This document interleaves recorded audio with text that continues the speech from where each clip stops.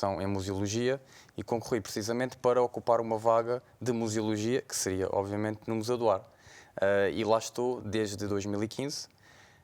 Estou em regime de contrato ainda, mas a Força Aérea, felizmente, tem a valência de os militares, na minha situação, poderem concorrer para os quadros. Isso está em processo e esperemos que corra tudo bem para continuar esta carreira magnífica que tenho tido, e é mesmo minha intenção ficar na Força Aérea, de preferência, se conseguir no museu.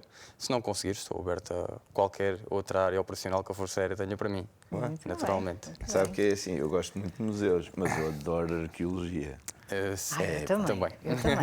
Eu em casa, quando assim que os meus filhos vão para a cama, é a primeira coisa que eu me meto é logo no canal Story, ponto final, e nunca mais ninguém mexe na televisão. Epá, eu acho fantástico. É um curso muito interessante, de facto. Muito. Realmente. É um mundo a descobrir, não é?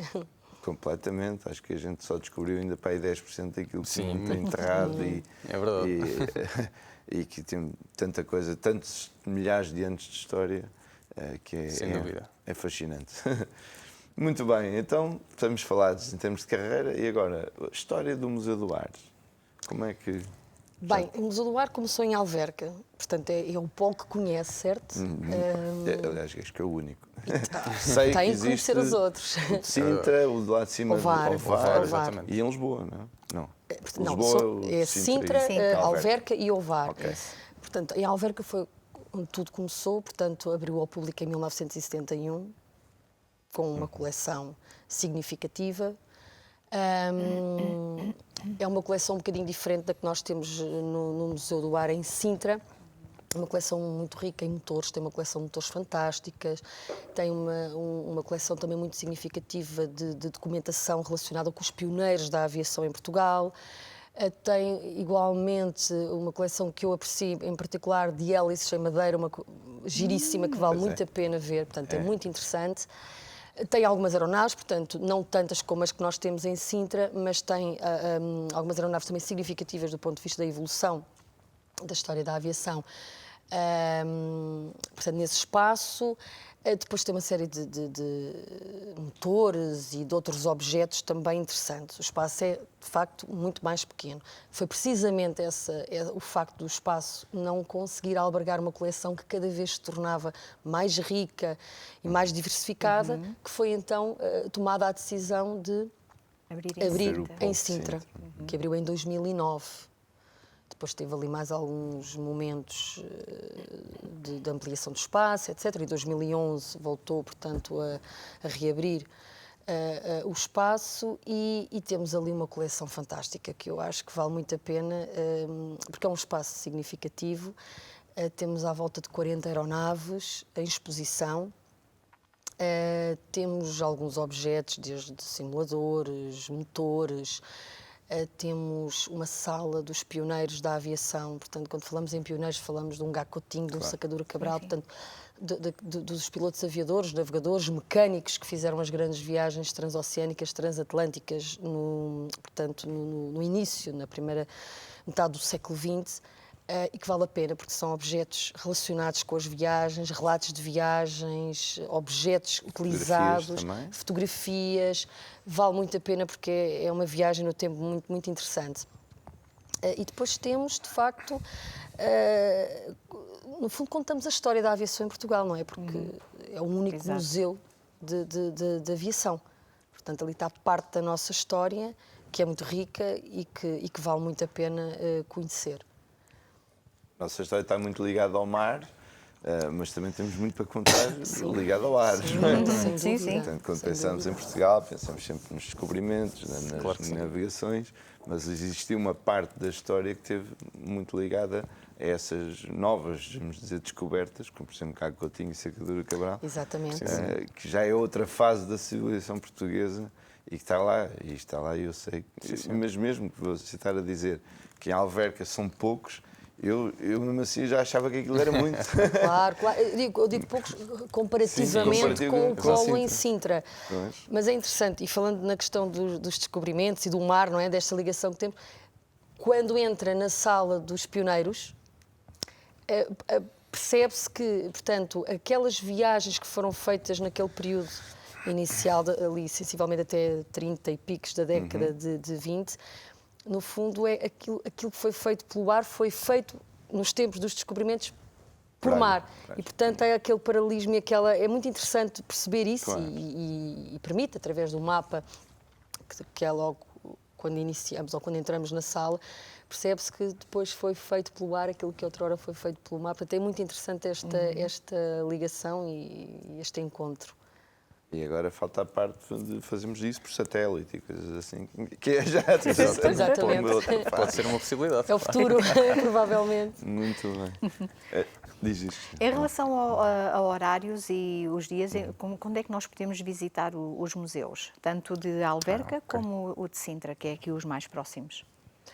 Bem, o horário é um horário das 10 da manhã até às 17, no verão até às 18, portanto tem uma hora mais para poder visitar o museu, de terça a domingo.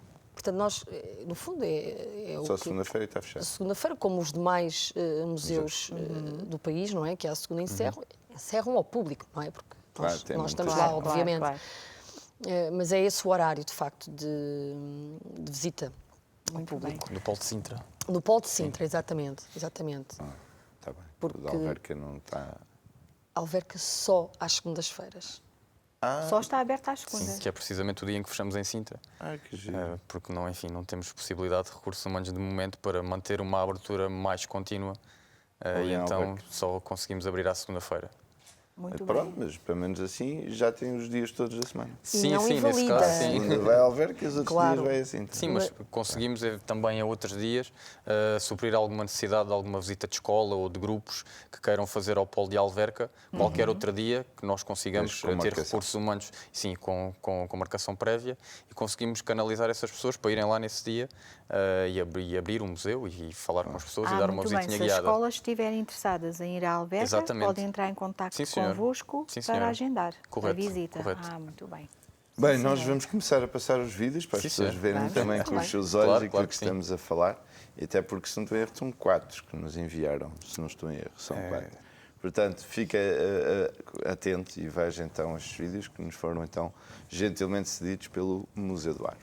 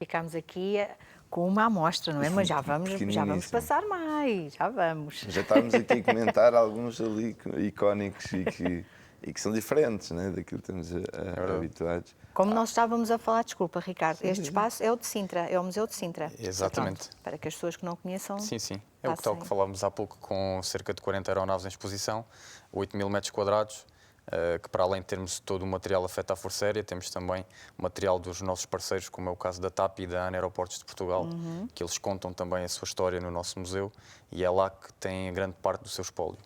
Muito Sim, bem. porque também grande parte dos pilotos da TAP vieram da Força Aérea. Exatamente. E são reconhecidos como dos melhores do mundo. Sim. Sempre, pois. Não é só no futebol que somos bons. É verdade.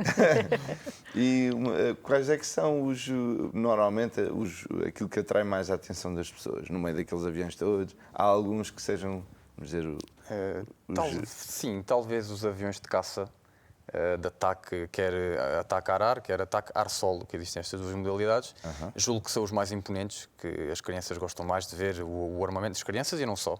Qualquer faixa etária, de ver o armamento, qual é o armamento que utilizam, a capacidade. Fascinante. Sim, é fascinante, acaba por ser.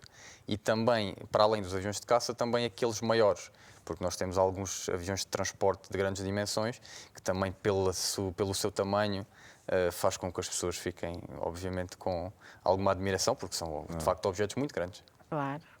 Aviões e helicópteros. E também. helicópteros também. Também. Por natural. acaso, Vimos acho há uma pouco, piada. estava ali um. Sim, o temos Alouette, porque pelo menos foi o que apareceu Sim. Aquele narigudo. no hangar da guerra do ultramar. Apareceu, foi o que apareceu ali. Foi bem. um dos. Eu, por acaso, já viajei várias vezes de avião, nunca andei de helicóptero, mas é daquelas coisas que também um dia Então? vou querer ter essa experiência, porque é diferente. Porque há de ser diferente. Não tem nada a ver, obviamente. Né? Muito bem, vamos ao segundo vídeo, Vamos, então? sim, senhor. Vamos lá. Este é um bocadinho mais tenso, parece.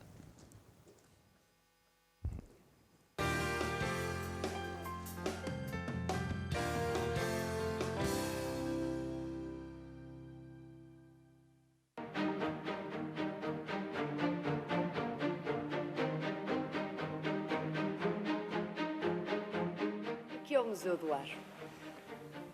É sempre um bocadinho complicado reduzir ou ter uma abordagem redutora ao que é o Museu do Ar. O Museu do Ar é muita coisa. O Museu do Ar é desde logo a vontade de querer preservar a nossa história aeronáutica, naturalmente, e também querer, de alguma forma, deixar para as gerações futuras a marca daquilo que constitui a cultura aeronáutica e a história aeronáutica de Portugal. O Museu do Ar incorpora acervo de outras entidades envolvidas na história da aviação em Portugal desde muito cedo, nomeadamente da TAP, também da ANA Aeroportos de Portugal, que tem espaços próprios dentro deste museu, mas o objetivo, como lhe digo, é sempre esse, é aquilo que nós costumamos, de uma forma muito objetiva, resumir como o dever de memória. Como sabe, o Museu do Ar tem 3 polos em termos geográficos. O polo onde nós estamos hoje, que é verdadeiramente a sede aqui em Sintra, onde temos um acervo maior, até porque as instalações isso permitem. Tem também o polo inicial em Alverca e o polo de Ovar, Maceda. Todos eles são diferentes, mas todos eles incorporam peças museológicas que são únicas no ponto de vista da preservação da história militar aeronáutica em Portugal. Como é que se sente ao dirigir um museu como este? Bom, desde logo, do ponto de vista pessoal, é uma honra muito grande, como deve calcular. Estão aqui reunidos esforços por parte de vários militares, e não só, mas sobretudo de vários militares da Força Aérea e também da Marinha, que ao longo da história da aviação em Portugal, de uma forma muito perene, identificaram a necessidade da existência de um espaço museológico. Quais é que foram os principais marcos desde que abriu ao público? Portanto, temos aqui, em termos de calendário corrido, 3 marcos fundamentais. 1971, a abertura de portas, inauguração, concretização de um sonho. O passo seguinte, que foi o crescimento exponencial em 2009, e agora, 50 anos, vamos, de facto, concretizá-los e vamos, de facto, de alguma forma, perceber nos 50 anos o que é que vai ser o museu nos próximos 50 anos. De que forma é que o Museu do Ar pode contribuir para a ativação do turismo histórico-militar nacional? Bom, a importância é recíproca. O que é que nós podemos fazer pelo turismo militar e o que é que o turismo militar pode fazer por nós?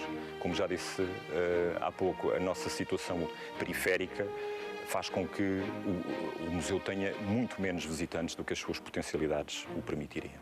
Portanto, a inclusão do Museu do Ar numa estrutura de turismo militar seriamente estudada, seriamente consolidada, pode nos permitir a nós continuar a cumprir o nosso objetivo, isto é, de facto, a nossa razão de ser, que é preservar a história e a cultura aeronáutica, incluindo esse mesmo objetivo naquilo que são os objetivos do turismo militar nacional, isto é, abrir de uma forma praticamente geométrica as infraestruturas culturais e aeronáuticas, neste caso militares, à massificação do turismo, mantendo de forma muito clara aquilo que são os nossos objetivos, que é preservar o dever de memória no que a aviação militar diz respeito.